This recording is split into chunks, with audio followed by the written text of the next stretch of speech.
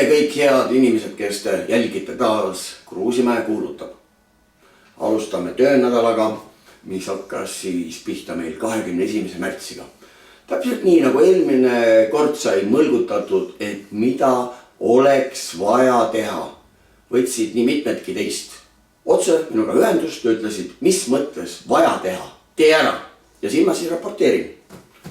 21. märtsil andis Isamaa sisse relvaseaduse muutmisseaduse, siis andis sisse eelnõu, mis keelustaks avalikel üritustel sõjanõudva sümboolikat, seal on see loetelu. Ja kolmas asi läks küll teisipäeval, 22. Aga see on see, et need inimesed, kes avalikus ruumis kiidavad takka kui loo vägivaldset agressiooni Ukraina vastu ja kes elavad siin Eestis siis kas alalise elamisloaga või ajutise elamisloaga, et no päriselt, mine tagasi. Ehk siis Valgevene ja Venemaa kodanikele, kes on siin mingitel tingimustel või taotlevad seda lihtsalt elamisluba tühistada. 3 asja on tehtud. 4. asi, mis nüüd vajaks kiiremalt teie kaasaitamist, on seesama probleem, mis on räägitud tükk aega. Me nimetame rahvuslastena seda pealinna seaduseks, aga mis me keerutame, ütleme kohe.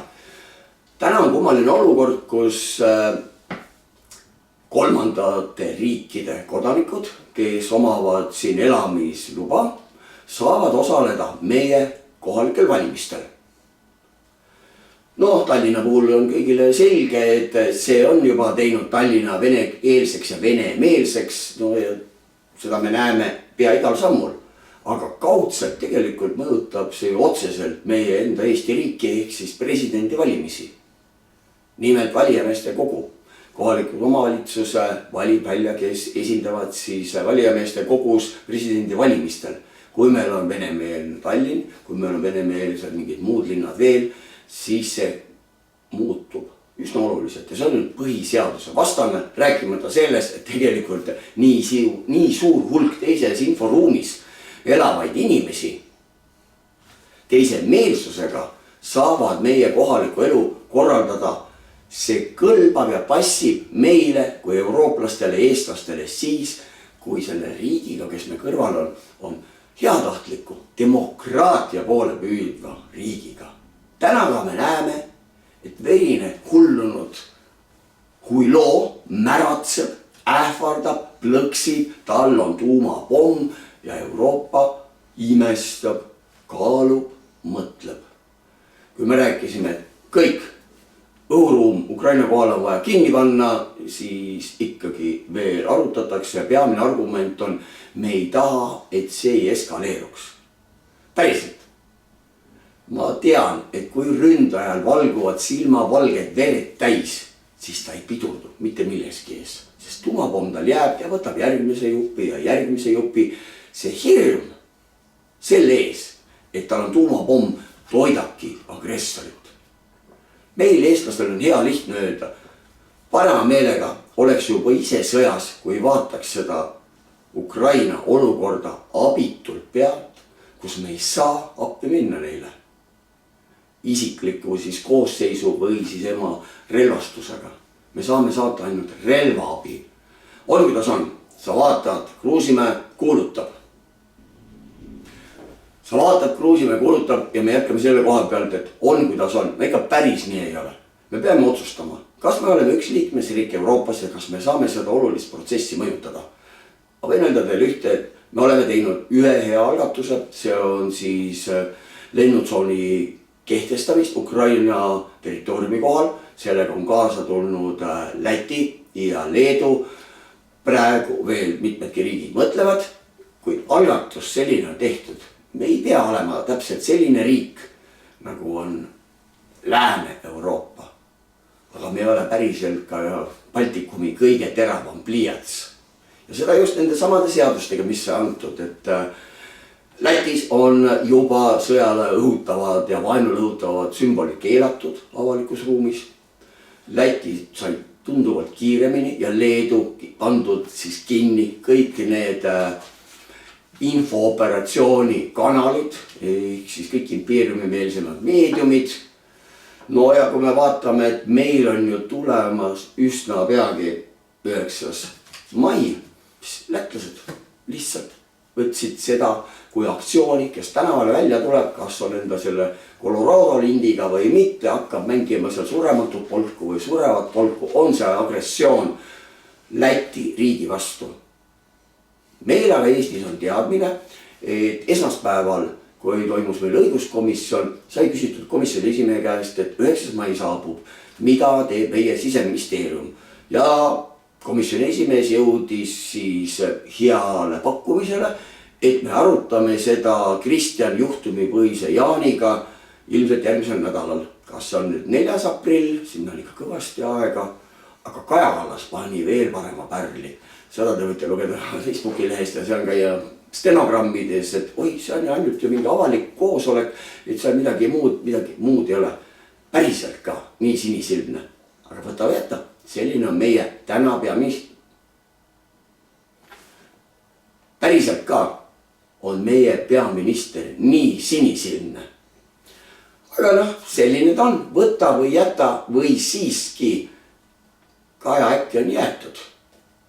Kaja äkki ongi päriselt tegelikult mängust väljas. Võimukoalitsioon praegusel hetkel veel püsib, aga käärib ja ragiseb igast nurgast. Meedia on maha vaikunud ühe suure tõe, et kui me alustasime teisipäeval välismaalaste seaduse menetlemist, siis opositsioon, sotse me ei loe opositsiooniks, nad on kõigega rahul ja saad aru, nad arvavad kogu aeg, et nad on 6. ratas vankri all. Siis läksime selle venitamistaktika peale. See põhjusest räägime ka hiljem, päädis sellega, et me lõpetasime teise lugemise kolmapäeval kuskil kell 10 õhtul. Ja edasi pidi tulema meil kõigepealt Signe Riisalo rääkima enda suured plaanid, kõik 2022. aastal, mis ta juba ära on teinud, seoses strateegia 2023. Aga minister teatas, et ta ei saa tulla. Järgmine ettekandja pidi olema meil siis infotehnoloogia minister Sutt. Teda ka ei tulnud kohale. Järgmisena pidi meil olema Kristen Michal Reformierakonnast, kes siis esindas majanduskomisjoni esimees, aga ka tema ei tulnud saali. Ja siis pidi Anneli Akkermann esindama ka Reformierakonnast mingit eelnõu, ka tema ei tulnud kohale. 5. pidi tulema meil siis välisminister Liimets, päriselt ka, tema ka ei tulnud kohale. See, kuidas 3 ministrit ja kuidas koalitsiooni esindajad ei tulnud parlamendi ette selleks, et kiireloomulisi asju menetleda,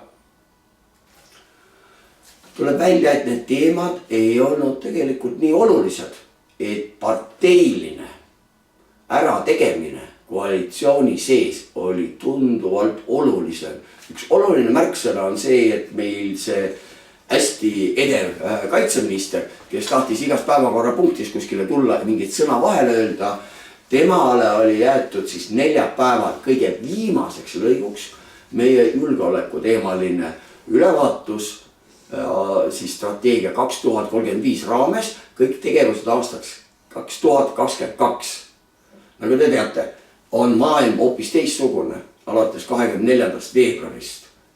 Päriselt ka tahavad inimesed teada saada, kui hästi on meie kaitseministeerium ette valmistunud. Päriselt tahavad ka inimesed teada saada, kui turvaliselt me võime elada, magada, kui palju me peame seepi, soola varuma või ainult nööri peame varuma. Paljud tahavad teada, millal on viimane aeg Eestis ära põdeneda. Paljud aga tahaksid teada, millal antakse relvad kodanikele ja võetakse mittekodanikelt. Need on küsimused, aga tuli välja, kas see ei ole oluline küsimus. Mis on siis oluline küsimus? Minu meelest on oluline küsimus, kes on see minister, kes julgeb tulla parlamendi ette seda halba sõnumit tooma. See minister on proua peaminister Liina Kersna. Liina Kersna oli siis ainukene koalitsiooniminister, kes julges, sööndas äärmiselt viisakalt, tuli Riigikogu ette, vastas 2 arupärimisele.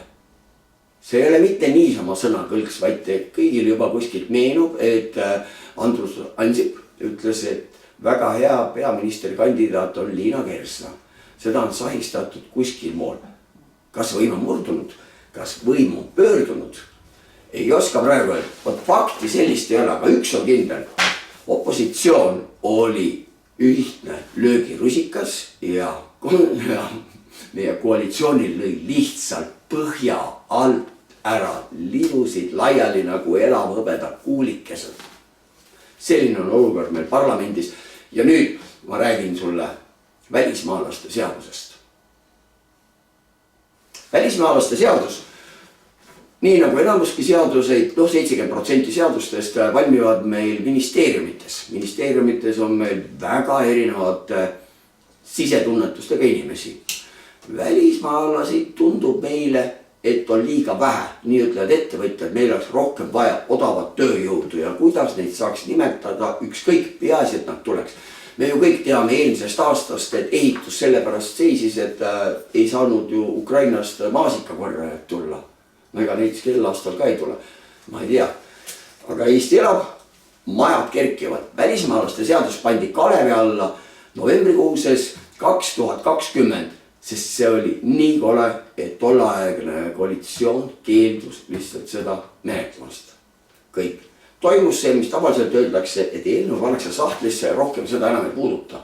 Siis nüüd Ukrainas toimuva Vene agressiooni korral toodi siis sõjapõgenike kattevarjus välja see kole seadus, millele muudatusettepanekud tehti ju 2020. aastal. Sinna lisati juurde mõned mitmed punktid, mis tegelikult ei rääkinud nagu peaaegu et midagi. Laias laastus on ta kõikidele sõjapõgenikele üleüldine Euroopas kehtiv direktiiv, et nad saavad endale üheaastase elamis- ja tööloa ja seda saab pikendada 8 aastaks.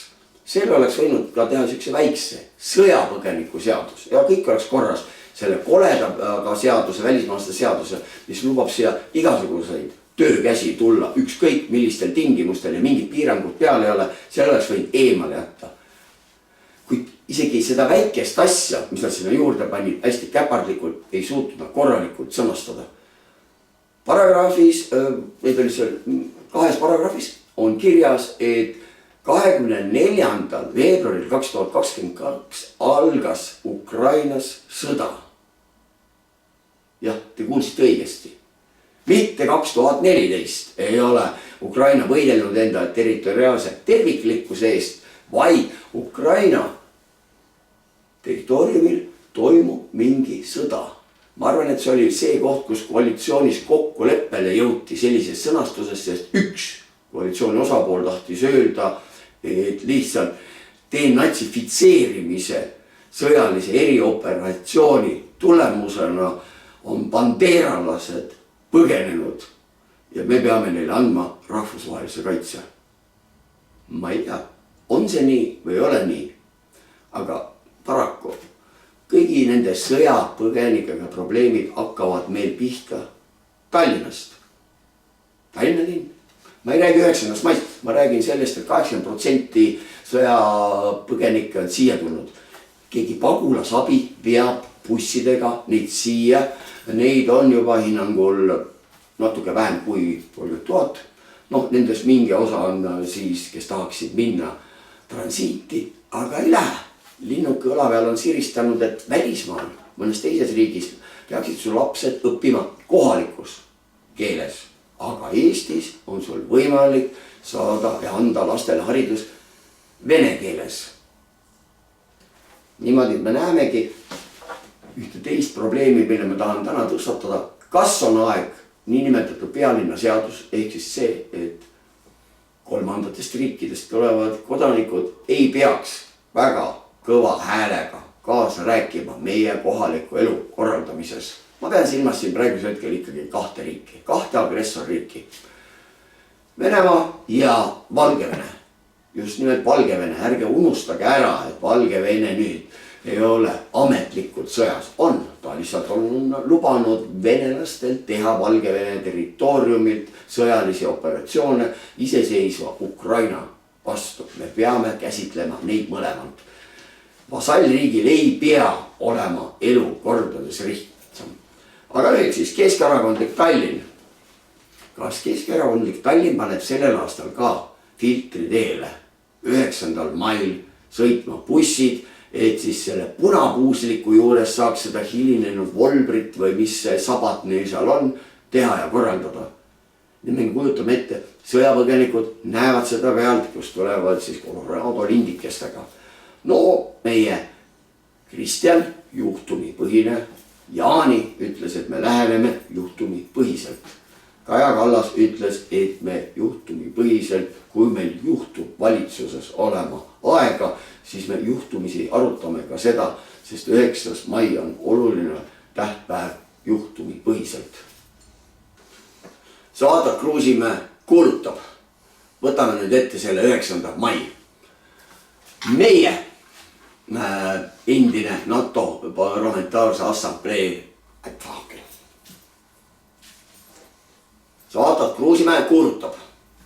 9. mai ei ole enam mägede taga. Me peame kiirelt ja resoluutselt otsustama, kas me laseme tekkida siseline kalmistul sellise suure konflikti. Kujutame ette, et meie kaitseväe sõdurid ei tohi jälle mundrit kanda. Keskerakondlik Tallinn paneb eribussid sinna sõitma.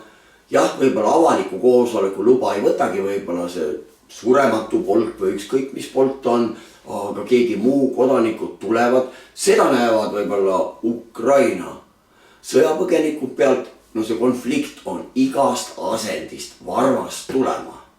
Tark õpib teiste vigadest, lolle ju piian. Lihtsalt mitte midagi ei toimu sellel päeval aetarajate, sest te kujutate ette, ainult mingi väike pisikene action ja juba ongi venelased rakendamas ka siin kaasmaalaste kaitset ja siis valitsuse denatsifitseerimist. See on meie enda kogemus juba aastast 2007. Me näeme seda võimekust ja me näeme, et see ühiskond ei ole muutunud meil rohkem lõimituks. Tuletan meelde, et see Huilo on saanud kõige rohkem hääli siinsete Venemaa kodanike poolt just Eestist. Eesti on esirinnas. Ka Lukašenko, kes on samuti Huilo, sai ka, tema toetus oli kõige suurem Eestis 3 Balti riigist. Peame vaatama, mis meil toimub. Me ei saa jätta seda, et niimoodi, et vaatame juhtumipõhiselt. Juhtumipõhiselt on meil puruks pekstud linn, juhtumipõhiselt on meil võib-olla sõjaline konflikt ja kes siis vastutab? Me peame lihtsalt minimeerima kõik võimalikud ohud. Selleks on meil vaja valitsus, kes leiab üles enda Macronid, sest neid teisi asju ju nii ammu juba seal ei ole. Teine küsimus, kes on muž babuški, no nii dieduška? Õige vastus on Filipp Kirkorov.